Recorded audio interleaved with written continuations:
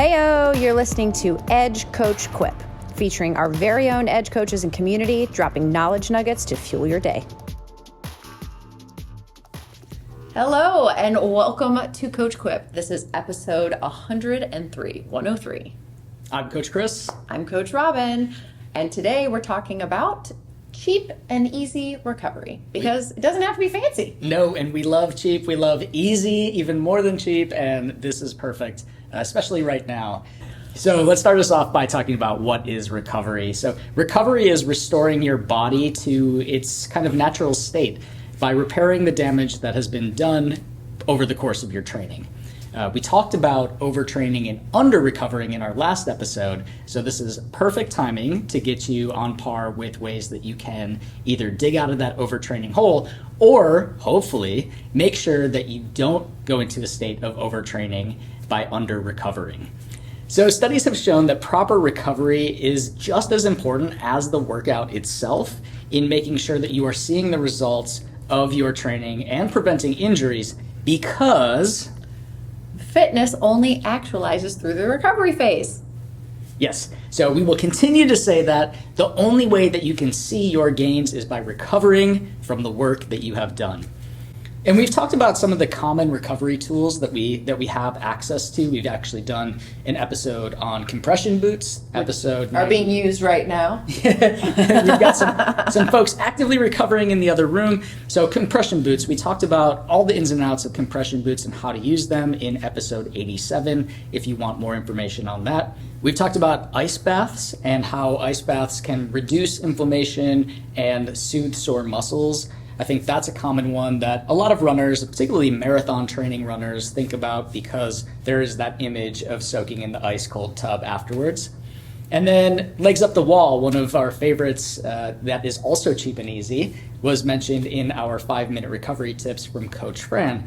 Legs up the wall is a great way to refresh and restore your body. Those are 3 common and top of mind ways of recovering that we've mentioned in the past. But we have a couple more cheap and easy tips for you to get ahead on your recovery. Tune into the bonus miles up next.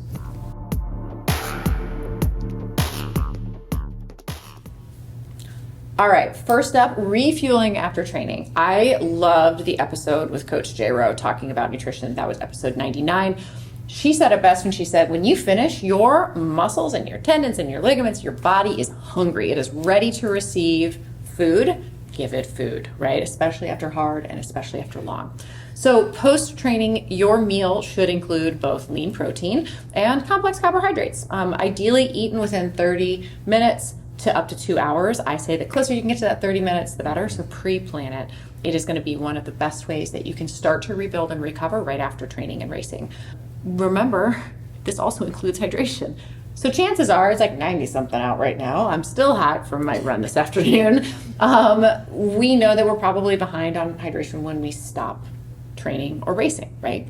Any time of year, but especially now in the summer. So water in your body helps our joints stay lubricated. It helps regulate your blood pressure. It helps regulate your temperature. It supports your muscle function and recovery.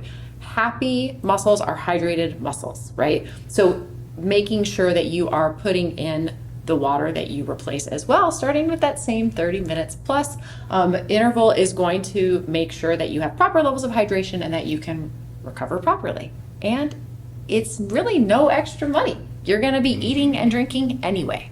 Yeah, it's just about your timing, and I love the hydration as recovery piece, because we are always behind on our water. Always. Always. I could use some water right now. Good thing I have mine. Well, while you take a drink, I'll go on to our next tip, which is a proper warm-up and cool-down. Now, this one might seem a little bit odd in terms of thinking about recovery, but it's a preventative measure. So having a proper warm-up can really help your body ramp into the exercise, preventing injuries, and having that proper cool-down, which I think so many people neglect. We do pay attention to our warm-up routine often, but the cool-down piece, it's like, workout done, I'm done, on to the next thing. So having that time where you ease out of your workout, just like you ramp in, is really helpful to getting your body to start that recovery process. All right, next up, sleep. maybe ironic because we are notoriously bad sleepers. Sleep is your number one recovery tool. There is no better recovery tool than sleep. Full stop. When we talk about sleep, it seems almost flippant, right? It's this thing that's staring us in the face. It's one of the things that we do for the most amount of hours, other than breathing. I think it's the thing we probably do the most any single day. But really, creating a routine is going to put you at an instant advantage when it comes to recovery. So creating a bedtime and wind down routine. I know for me personally, a big piece of that is always showering before bed. It helps lower my body temperature. It helps just kind of cue my mind and body into the fact that we are getting ready for bed now, right? Putting the phone away, all of those things, limiting screen time, limiting bright lights. I know in our house we have rules of after 9 p.m., only so many lights can be on, and really making it a priority. I really loved in that episode 91 with the 5-minute tips, Coach Diermid, his 5-minute tip was downright genius, which is go to bed 5 minutes early, day on day, and the compound effect of that is gold, and it costs this much money. Yeah. And that's one that was a 0 for yeah. That's a great tip, with also the consideration of, for this one, you have to have your partner on board as well. Yes. So if you are sleeping with someone else in the room, it is really important to have a conversation about having that wind down routine, having maybe a phone-free zone, or what your sleep routine looks like. And I think that the nutrition and hydration one can also have a partner's assistance as well. So those are great ways to get support from your teammates and your household teammates in making sure that you are recovering properly. Our next one is massage and self-myofascial release. What is that? It is quite simply foam rolling and our percussion instruments. So massage, I think, always great if you can spring for a massage or have someone else give you a massage for free, even better. Yep. But if you don't have access to that, it's also something you can provide for yourself. So using a foam roller, using a percussion gun, using any of the other rollers, balls, tools that we have to work out some of the knots, to make sure that we are able to refresh our muscles. And it also just feels great. It's really good. I love golf balls and lacrosse balls. They're so cheap. They're so accessible. Mm-hmm. They're everywhere. You can find them on the street. Yes. Clean them. Wash them first. Next up is one of my ultimate favorites, which is compression garments. So remember, with all things recovery, all recovery is optimizing your blood flow to your core so that your effectively waste byproduct is being processed through your lymphatic system. That's what compression garments do. So yeah, compression boots do the same thing, right? But garments are something that you wear a little bit more passively. A lot of times these are actually medical grade compression. So all of that's kind of measured in millimeters of mercury. And some of the compression garments are 1/3 up to 1/2 as strong as the boots max out at, which is nuts, right? Yeah. Which is why you also can buy these on the cheap in drugstores. Mm-hmm. They do not need to be super pretty and super branded. They can just be super accessible. Again, they're going to optimize that blood flow to the heart, better energy return, allowing for really faster recovery because all of your waste is being kind of short-circuited back to your heart instead of pooling really low. I also love to wear them when I travel, as long as it's not super hot where I'm going. My legs tend to feel very fresh. Or if I have a super long day, especially here, or if I'm at a conference, or if I'm coaching a lawn session, having those on underneath is what I call undercover recovery, underneath what I'm wearing. Honestly, I have more energy during the day. You can just kind of tell my heart isn't having to work quite as hard. One quick note on these, you can have compression pants, you can have compression socks, you can have compression sleeves. I tend to like the ones that are most comfortable for you, but also if you're choosing between a sock and a sleeve, going with the sock, because it's going to give really that toe to knee type of compression so that you don't have any pooling specifically in your foot. Okay, next up is Epsom salt baths. So similar to massage, I guess my tips here are things that just are relaxing and feel good, which is what recovery is actually about. But an Epsom salt bath, on the contrary to an ice bath, Epsom salt baths are hot baths with Epsom salts, or sometimes even sea salts. There's been a movement towards sea salts as well. The bottom line is just a bath is super refreshing for your muscles. It's super relaxing. The warmth is comforting, and it also helps relieve sore muscles, inflammation.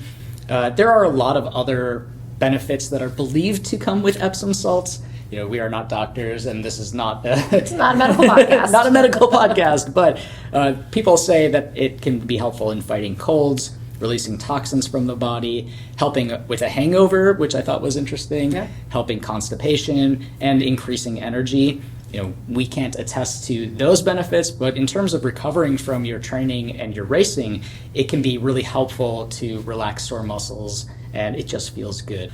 I really like as well with the whole bath idea as recovery. I know that athletes sometimes are like, at the end of the day, I kind of want to reward myself with a drink or a beer. And this has been a really great trade-off for people to take kind of that moment and savoring of having a glass of something, which isn't wrong in and of itself, but swapping it for something productive like an end-of-day Epsom salt bath has really kind of given them a different ritual, and it's also boosting their recovery. There's also the opportunity to use the bath as aromatherapy, which can be really relaxing as well. Yeah, I love that idea.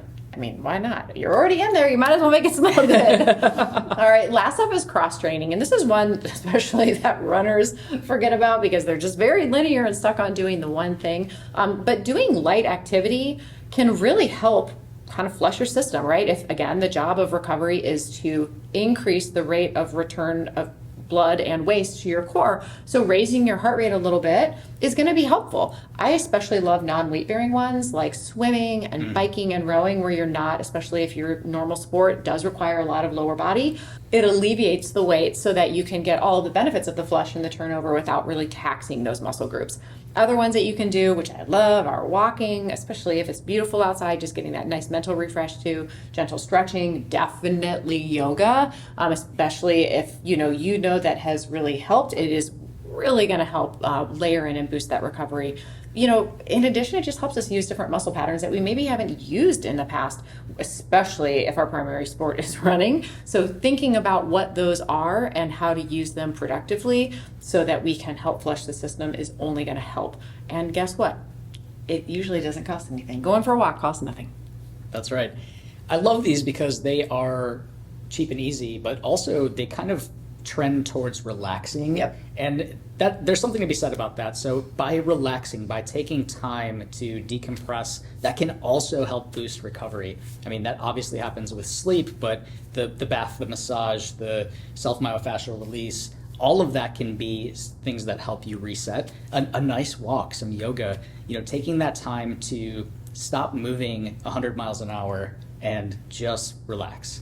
I'm going to throw one on the end here. Yeah. Social recovery. Yes. Which we've talked about a lot, right? So social recovery is really what happens. It's going to be what happens today after our tempo run, where we can still kind of congregate and hang out at picnic tables and have a drink or have a hot pretzel on the Riverwalk. It's that coming together after you train or you race. And really, it can actually accelerate your recovery. It's going to be something that you're going to probably be doing anyway, so you might as well ride that high and have some fun at it. That's great. So let's recap our cheap and easy tips for recovery that you might not think of. So our first one was to refuel, and that includes rehydrating. Next up, warm up and cool down. You're going to give your body a chance to know what it's doing and then stop what it's doing and transition to the next session.